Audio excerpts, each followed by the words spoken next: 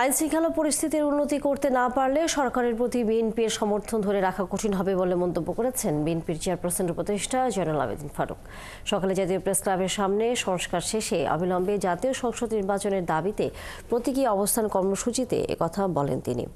প্রশাসনে আওয়ামী লীগের দোসরদের রেখে ডেভিল হান্ট অপারেশন দিয়ে দেশে চলমান বিশৃঙ্খলা নিয়ন্ত্রণে আসবে না বলেও মনে করেন তিনি। একই সাথে নির্বাচন দেরিতে হলে ভারত থেকে শেখ হাসিনা ষড়যন্ত্র বাড়বে বলেও মন্তব্য করেন জয়নুল আবেদিন ফারুক। এ সময় ৩২ নম্বর সহ গুম খুনের নির্দেশ দেওয়া সব স্থাপনা ভাঙার সিদ্ধান্ত সঠিক বলে মন্তব্য করেন এই বিএনপি নেতা। আমাদের সমর্থন আপনাদের কাছে আছে, কিন্তু আইন শৃঙ্খলার দ্রব্যমূল্যের ঊর্ধ্বগতি যদি রুখতে না পারেন, এই সমর্থন থাকলেও এই সমর্থন রাখা যাবে না।